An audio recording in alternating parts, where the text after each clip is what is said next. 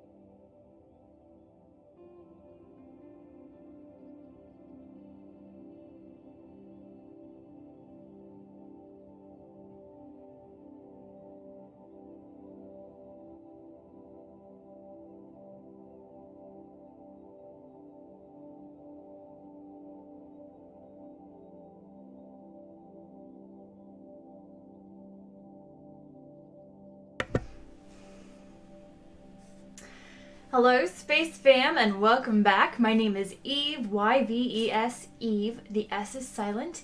If you are watching live, welcome to my Twitch. If you're watching a past broadcast on YouTube, welcome to my channel. I see I've got Booker and Barrett are here. Yeah, Booker, as soon as you're about to leave, there would be action, right? So for a brief recap, especially for those of you who haven't watched the last video or who weren't here for the first reading, we met Arthur Dent and Ford Prefect, both of whom are about to witness the end of the world. We found out that the planet Earth is going to be demolished for a intergalactic bypass, a big highway, big space highway. Hello, Krim, my son, how are you? And no worries at all, my dear. It's good to see you for a moment. So we're just gonna pretty much jump right into it. The last chapters are on YouTube if you're wanting to catch up. But all we read was the forewords in the first 3 chapters. So here we go, Hitchhiker's Guide to the Galaxy by Douglas Adams, chapter number 4. Far away on the opposite spiral arm of the galaxy, 500,000 light-years from the star's soul, Zaphod Beeblebrox, president of the Imperial Galactic Government, sped across the seas of Damagran, his ion drive delta boat winking and flashing in the Damagran sun. Damagran the hot, Damagran the remote, Damagran the almost totally unheard of, Damagran, the secret home of the Heart of Gold. The boat sped on across the water. It would be some time before it reached its destination because Damagran is such an inconveniently arranged planet. It consists of nothing but middling to large desert islands separated by very pretty but annoyingly wide stretches of ocean. The boat sped on. Because of this topographical awkwardness, Damagran has always remained a deserted planet. This is why the Imperial Galactic Government chose Damagran for the Heart of Gold project, because it was so deserted, and the Heart of Gold project was so secret. The boat zipped and skipped across the sea that lay between the main islands of the only archipelago? I actually don't know how to pronounce that word. Of any useful size on the whole planet. Zaphod Beeblebrox was on his way from the tiny spaceport on Easter Island. The name was an entirely meaningless coincidence. In galactic speak, Easter means small, flat, and light brown. To the Heart of Gold Island, which by another meaningless coincidence was called France. One of the side effects of work on the Heart of Gold was a whole string of pretty meaningless coincidences. But it was not in any way a coincidence that today, the day of culmination of the project, the great day of unveiling, the day that the Heart of Gold was finally to be introduced to a marveling galaxy, was also a great day of culmination for Zaphod Beeblebrox. It was for the sake of this day that he had first decided to run for the presidency, a decision that had sent shockwaves of astonishment throughout the Imperial Galaxy. Zaphod Beeblebrox, president? Not the Zaphod Beeblebrox, not the president. Many had seen it as clinching proof that the whole of known creation had finally gone bananas. Zaphod grinned and gave the boat an extra kick of speed. Zaphod Beeblebrox, adventurer, ex-hippie, good-timer, crook, quite possibly, manic self-publicist, terrible bad at personal relationships, often thought to be completely out to lunch. President? No one had gone bananas. Not in that way, at least. Only 6 people in the entire galaxy understood the principle on which the galaxy was governed, and they knew that once Zaphod Beeblebrox had announced his intention to run as president, it was more or less a fait accompli. He was ideal presidency fodder. What they completely failed to understand was why Zaphod was doing it. He banked sharply, shooting a wild wall of water at the sun. Today was the day. Today was the day when they would realize what Zaphod had been up to. Today was what Zaphod Beeblebrox's presidency was all about. Today was also his 200th birthday, but that was just another meaningless coincidence. As he skipped his boat across the seas of Damagran, he smiled quietly to himself about what a wonderful, exciting day it was going to be. He relaxed and spread his 2 arms lazily along the seat back. He steered with an extra arm he'd recently had fitted just beneath the right one to help improve his ski boxing.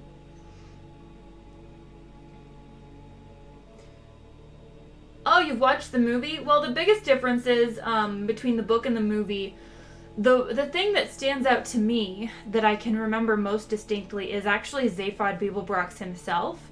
Zaphod in the book is described as having 2 heads side by side and 3 arms, where in the film he's only got the 2 arms, and then for some reason he's got a head here and then a head down here, which is not how he's described in the book. This is actually a collection of books. So the Hitchhiker's Guide only really goes to oh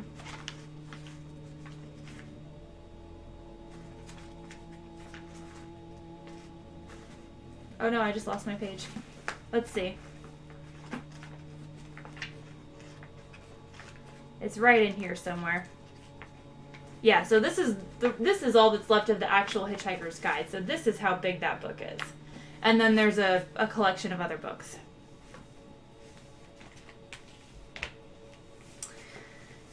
And we're getting back to Zaphod now. Hey, he cooed to himself. You're a real cool boy, you. But his nerves sang a song shriller than a dog whistle. The island of France was about 20 miles long, 5 miles across the middle, sandy and crescent-shaped. In fact, it seemed to exist not so much as an island in its own right, as simply a means of defining the sweeping curve of a huge bay. This impression was heightened by the fact that the inner coastline of the crescent consisted almost entirely of steep cliffs. From the top of the cliff, the land sloped slowly down 5 miles to the opposite shore. On top of the cliffs stood a reception committee. It consisted in large part of the engineers and researchers who had built the Heart of Gold, mostly humanoid, but here and there were a few reptiloid atomineers, 2 or 3 green sylph-like Maxima galacticians, an octopodic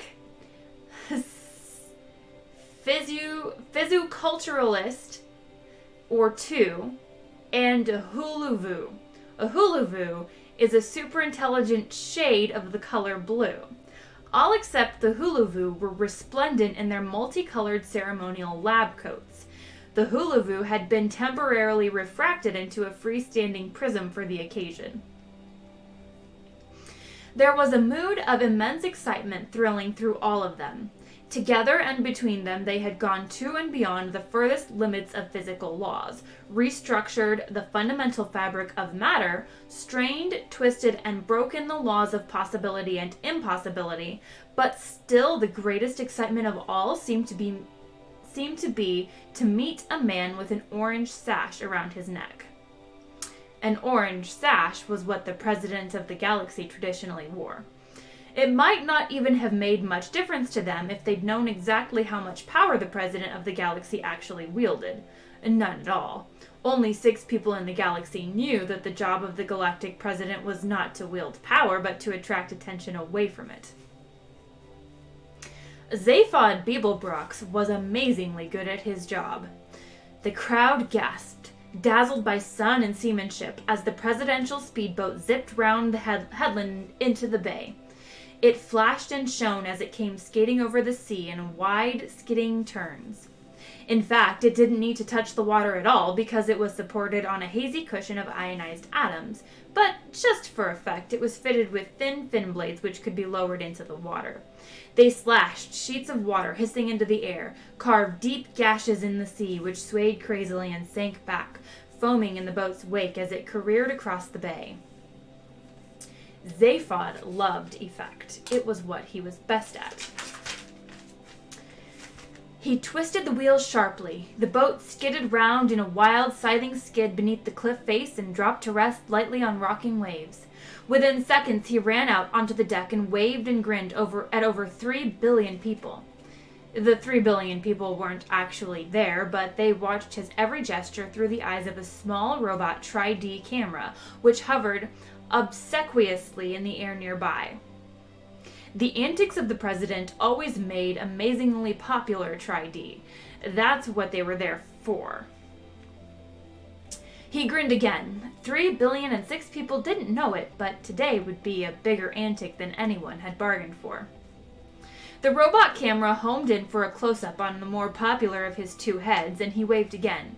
He was roughly humanoid in appearance, except for the extra head and 3rd arm. His fair, tousled hair stuck out in random directions, and his blue eyes glinted with something completely unidentifiable, and his chins were almost always unshaven. A 20-foot-high transparent globe floated next to his boat, rolling and bobbing, glistening in the brilliant sun. Inside it floated a wide, semicircular sofa upholstered in glorious red leather. The more the globe bobbed and rolled, the more the sofa stayed perfectly still, steady as an upholstered rock. Again, all done for effect as much as anything. Zaphod stepped through the wall of the globe and relaxed on the sofa. He spread his 2 arms along the back and with the 3rd brushed some dust off his knee. His head looked about, smiling. He put his feet up. At any moment, he thought he might scream. Water boiled up beneath the bubble. It seethed and spouted. The bubble surged into the air, bobbing and rolling up on the waterspout. Up it climbed, throwing stilts of light at the cliff. Up it surged on the jet, the water falling from beneath it, crashing back into the sea of hundreds of feet below. Zaphod smiled, picturing himself. A thoroughly ridiculous form of transport, but a thoroughly beautiful one. At the top of the cliff, the globe wavered for a moment, tipped onto a railed ramp, rolled down it to a small concave platform, and riddled to a halt. To tremendous applause, Zaphod Beeblebrox stepped out of the bubble, his orange slash blazing in the light. The president of the galaxy had arrived. He waited for the applause to die down, then raised his hand in greeting. "Hi," he said. A government spider sidled up to him and attempted to press a copy of his prepared speech into his hands. Pages 3 to 7 of the original version were, at the moment, floating soggily in the Damagran Sea, some 5 miles out from the bay. Pages 1 and 2 had been salvaged by a Damagran frond-crested eagle and had already become incorporated into an extraordinary new form of nest which the eagle had invented. It was constructed largely of papier-mâché, and it was virtually impossible for a newly hatched baby eagle to break out of. The Damagran frond-crested eagle had heard of the notion of survival of the species, but wanted no truck with it. Zaphod Beeblebrox would not be needing his set speech, and he gently deflected the one being offered him by the spider. "Hi," he said again. Everyone beamed at him, or at least nearly everyone. He singled out Trillian from the crowd. Trillian was a girl that Zaphod had picked up recently while visiting a planet, just for fun, incognito. She was slim, darkish, humanoid with long waves of black hair, a full mouth, an odd little knob of a nose, and ridiculously brown eyes. With her red headscarf knotted in that particular way and her long, flowing, silky brown dress, she looked vaguely Arabic. Not that anyone there had ever heard of an Arab, of course. The Arabs had very recently ceased to exist, and even when they had existed, they were 500,000 light years from Damagran. Trillian wasn't anybody in particular, or so Zaphod claimed. She just went round with him rather a lot and told him what she thought of him. "Hi, honey," he said to her. She flashed him a quick, tight smile and then looked away. Then she looked back for a moment and smiled more warmly, but by this time he was looking at something else. "Hi," he said to a small knot of creatures from the press who were standing nearby, wishing that he would stop saying hi and get on with the quotes. He grinned at them particularly because he knew that in a few moments he would be giving them one hell of a quote. The next thing he said, though, was not a lot of use to them. One of the officials of the party had irritably decided that the president was clearly not in a mood to read the deliciously turned speech that had been written for him, and had flipped on the switch on the remote control device in his pocket. Away in front of them, a huge white dome that bulged against the sky cracked down the middle, split, and slowly folded itself down into the ground. Everyone gasped, although they had known perfectly well it was going to do that because they'd built it that way. Beneath it lay uncovered a huge starship, 150 meters long, shaped like a sleek running shoe, perfectly white and mind-bogglingly beautiful. At the heart of it, unseen, lay a small gold box which carried within it the most brain-wrenching device ever conceived. A device that made this starship unique in the history of the galaxy, a device after which the ship had been named, the Heart of Gold. "Wow," said Zaphod Beeblebrox to the Heart of Gold. There wasn't much else he could say. He said it again because he knew it would annoy the press. Wow. The crowd turned their faces back toward him expectantly. He winked at Trillian, who raised her eyebrows and widened her eyes at him. She knew what he was about to say and thought him a terrible show-off. "That is really amazing," he said. "That really is truly amazing. That is so amazingly amazing that I think I'd like to steal it." A marvelous presidential quote, absolutely true to form. The crowd laughed appreciatively, the newsmen gleefully punched buttons on their Sabithus newsmatics, and the president grinned. As he grinned, his heart screamed unbearably, and he fingered the small paralysomatic bomb that had nestled quietly in his pocket. Finally, he could bear it no more. He lifted his heads up to the sky, let out a wild whoop in major thirds, threw the bomb to the ground, and ran forward through the sea of suddenly frozen, beaming smiles. Oh, well, thank you, Barreter. I'm glad you're enjoying the stream, and also that my reading face isn't gross or annoying.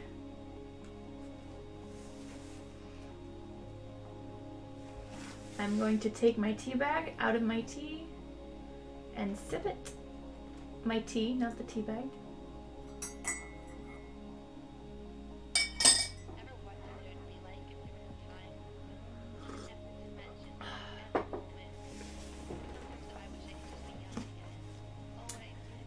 So that's the introduction there to Zaphod Beeblebrox, President of the Imperial Galaxy.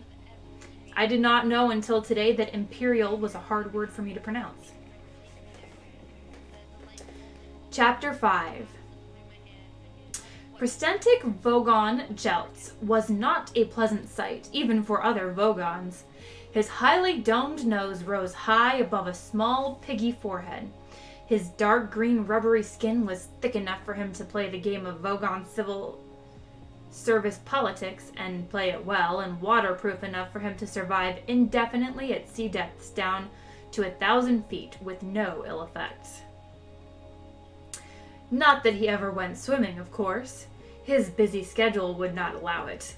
He was the way he was because billions of years ago, when the Vogons had first crawled out of the sluggish primeval seas of Vogsphere, he had lain, panting and heaving on the planet's virgin shores, when the first rays of the bright young Vogsol sun had shone across them that morning. It was as if the forces of evolution had simply given up on them there and then, had turned aside in disgust and written them off as an ugly and unfortunate mistake.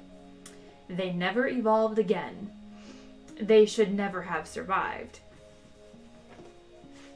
The fact that they did is some kind of tribute to the thick-willed, slug-brained stubbornness of these creatures. Evolution, they said to themselves, who needs it? And what nature refused to do for them, they simply did without until such time as they were able to rectify the gross anatomical inconveniences with surgery. Meanwhile, the natural forces of the planet Vogsphere had been working overtime to make up for their earlier blunder. They brought forth scintillating jeweled scuttling crabs, which the Vogons ate, smashing their shells with iron mallets, tall, aspiring trees of breathtaking slenderness and color, which the Vogons cut down and burned the crab meat with, elegant gazelle-like creatures with silken coats and dewy eyes, which the Vogons would catch and sit on. They were no use as transport because their backs would snap instantly, but the Vogons sat on them anyway. Thus the planet Vogsphere whiled away the unhappy millennia until the Vogons suddenly discovered the principles of interstellar travel. Within a few short Vog years, every last Vogon had migrated to the Megabrantis cluster, the political hub of the galaxy, and now formed the immensely powerful backbone of the galactic civil service. They have attempted to acquire learning, they have attempted to acquire style and social graces, but in most respects the modern Vogon is little different from his primitive forebears. Every year they import 27,000 scintillating jeweled scuttling crabs from their native planet and while away a happy drunken night, smashing them to bits with iron mallets. Prostentic Vogon Jeltz was a fairly typical Vogon in that he was thoroughly vile. Also, he did not like hitchhikers. Somewhere in a small, dark cabin buried deep in the intestines of Prostentic Vogon Jeltz's flagship, a small match flared nervously. The owner of the match was not a Vogon, but he knew about them and was right to be nervous. His name was Ford Prefect. And we have a word here about Ford Prefect. Ford Prefect's original name is only pronounceable in an obscure Betelgeusian dialect, now virtually extinct since the great collapsing rung disaster of Gal Cid, year 03758, which wiped out all of the Praxabeetle communities on Betelgeuse 7. Ford's father was the only man on the entire planet to survive the great collapsing rung disaster, by an extraordinary coincidence that he was never able to satisfactorily explain. The whole episode is shrouded in deep mystery. In fact, no one ever knew what a rung was, or why it had chosen to collapse on Betelgeuse 7 particularly. Ford's father, magnanimously waving aside the clouds of suspicion that had inevitably settled around him, came to live on Betelgeuse 5, where he both fathered and uncled Ford. In memory of his now dead race, he christened him in the ancient Praxabeetle tongue. Because Ford had never learned to say his original name, his father eventually died of shame, which is still a terminal disease in some parts of the galaxy. The other kids at school nicknamed him Ix, which in the language of Betelgeuse 5 translates as boy who is not able satisfactorily to explain what a rung is, nor why it should choose to collapse on Betelgeuse 7. Ford Prefect looked about the cabin, but could see very little. Strange, monstrous shadows loomed and leapt with the tiny flickering flame, but all was quiet. He breathed a silent thank you to Dentrasis. The Dentrasis are an unruly tribe of Gormans, a wild but pleasant bunch whom the Vogons had recently taken to employing as catering staff on their long-haul fleets, on the strict understanding, of course, that they keep themselves very much to themselves. This suited the Dentrasis fine because they loved Vogon money, which is one of the hardest currencies in space, but loathed the Vogons themselves. The only sort of Vogon a Dentrasi liked to see was an annoyed Vogon. It was because of this tiny piece of information that Ford Prefect was not now a whiff of hydrogen, ozone, and carbon monoxide. He heard a slight groan. By the light of the match, he saw a heavy shape moving slightly on the floor. Quickly, he shook the match out, reached in his pocket, found what he was looking for, and took it out. He ripped it open and shook it. He crouched on the floor. The shape moved again. Ford Prefect said, "I bought some peanuts." Arthur Dent moved and groaned again, muttering incoherently. "Here, have some," urged Ford, shaking the packet again. "If you've never been through a matter transference fiend before, you've probably lost some salt and protein. The beer you had should have cushioned your system a bit." "Where?" said Arthur Dent. He opened his eyes. "It's dark," he said. "Yes, said Ford Prefect. "It's dark." "No light," said Arthur Dent. "Dark. No light." One of the things Ford Prefect had always found hardest to understand about humans was their habit of continually stating and repeating the very obvious, as in, "It's a nice day," or "You're very tall," or "Oh dear, you seem to have fallen down a 30-foot well, are you all right?" At first, Ford had formed a theory to account for this strange behavior. If human beings don't keep exercising their lips, he thought, their mouths probably seize up. After a few months' consideration and observation, he abandoned this theory in favor of a new one. If they don't keep on exercising their lips, he thought, their brains start working. After a while, he abandoned this one as well, as being obstructively cynical, and decided he quite liked human beings after all.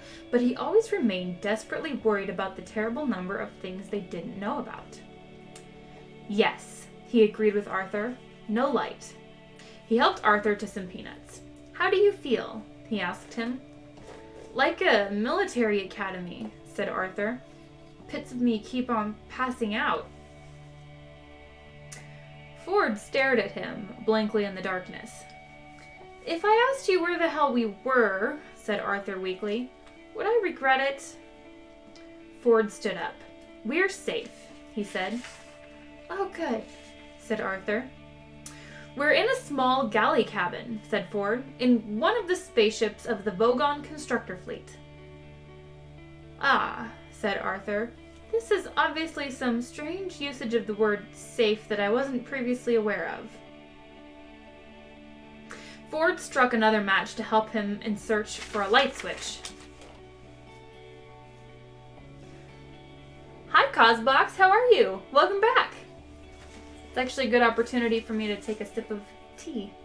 "I am reading The Hitchhiker's Guide to the Galaxy." It can be a bedtime story if you like.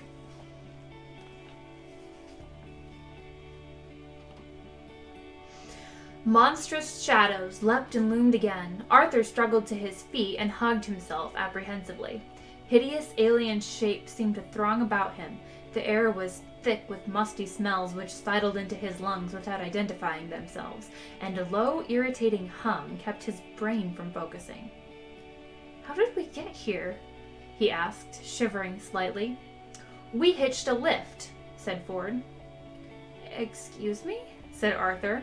"Are you trying to tell me that we just stuck out our thumbs and some green bug-eyed monster stuck his head out and said, 'Hi, fellas, hop right in. I can take you as far as the Basingstoke roundabout'?" "Well," said Ford, "the thumb's an electronic Sabetha signaling device. The roundabout's at Barnard Star 6 light years away, but otherwise that's more or less right." "And the bug-eyed monster?" "Is green, yes." "Fine," said Arthur. "When can I go home?" "You can't," said Ford Prefect, and found the light switch. "Shade your eyes," he said, and turned it on. Even Ford was surprised. "Good grief," said Arthur. "Is this really the interior of a flying saucer?" Prostantic Vogon Jeltz heaved his unpleasant green body round the control bridge. He always felt vaguely irritable after demolishing populated planets. He wished that someone would come and tell him that it was all wrong so that he could shout at them and feel better. He flopped as heavily as he could onto his control seat in the hope that it would break and give him something to be genuinely angry about, but it only gave a complaining sort of creak. "Go away!" he shouted at a young Vogon guard who entered the bridge at that moment. The guard vanished immediately, feeling rather relieved. He was glad it wouldn't now be him who delivered the report they'd just received. The report was an official release which said that a wonderful new form of spaceship drive was at this moment being unveiled at a government research base on Damagran, which would henceforth make all hyperspatial express routes unnecessary. Another door slid open, but this time the Vogon captain didn't shout because it was the door from the galley quarters, where the Dentrasis prepared his meals. A meal would be most welcome. A huge furry creature bounded through the door with his lunch tray. It was grinning like a maniac. Prostantic Vogon Jeltz was delighted. He knew that when a Dentrassi looked that pleased with itself, there was something going on somewhere on the ship that he could get very angry indeed about.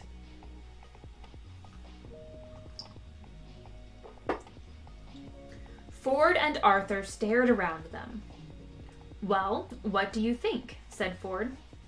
"It's a bit squalid, isn't it?" Ford frowned at the grubby mattresses, unwashed cups, and unidentifiable bits of smelly alien underwear that lay around the cramped cabin. "Well, this is a working ship, you see," said Ford. "These are the Dentrassis sleeping quarters." "I thought you said they were called Vogons or something." "Yes," said Ford. "The Vogons run the ship. The Dentrassis are the cooks. They let us on board." "I'm confused," said Arthur.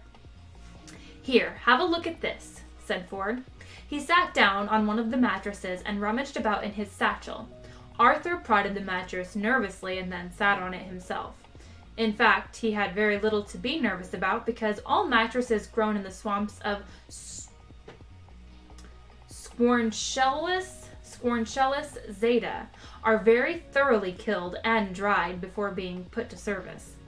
Very few have ever come to life again. Ford handed the book to Arthur. "What is it?" asked Arthur. "The Hitchhiker's Guide to the Galaxy. It's a sort of electronic book. It tells you everything you need to know about anything. That's its job." Arthur turned it over nervously in his hands. "I like the cover," he said. "Don't panic. It's the first helpful or intelligible thing anybody's said to me all day." "I'll show you how it works," said Ford. He snatched it from Arthur, who was still holding it as if it were a 2-week dead lark, and pulled it out of its cover. "You press this button here, you see, and the screen lights up, giving you the index." A screen about 3 inches by 4 lit up, and characters began to flicker across the surface. "You want to know about Vogons, so I entered that name so." His fingers tapped some more keys, and there we are. The words Vogon Constructor Fleets flared in green across the screen. Ford pressed a large red button at the bottom of the screen, and words began to undulate across it. At the same time, the book began to speak the entry as well, in a still, quiet, measured voice. This is what the book said. "Vogon Constructor Fleets, here is what to do if you want to get a lift from Vogon. Forget it. They are one of the most unpleasant races in the galaxy. Not actually evil, but bad-tempered, bureaucratic, officious, and callous. They wouldn't even lift a finger to save their own grandmothers from the ravenous bug bladder beast of Trawl without orders signed in triplicate, sent in, sent back, queried, lost, found, subjected to public inquiry, lost again, and finally buried in soft peat for 3 months and recycled as fireblighters. The best way to get a drink out of a Vogon is to stick your finger down his throat, and the best way to irritate him is to feed his grandmother to the ravenous bug bladder beast of Trawl. On no account allow a Vogon to read poetry at you." Arthur blinked at it. What a strange book. How did we get a lift then? "That's the point. It's out of date now," said Ford, sliding the book back into its cover. "I'm doing the field research for the new revised edition, and one of the things I'll have to do is include a bit about the Vogons now. A bit about how the Vogons now employ Dentrassi cooks, which gives us a rather useful little loophole."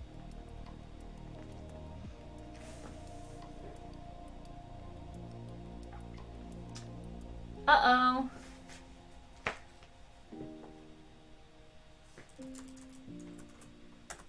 Can you guys hear me?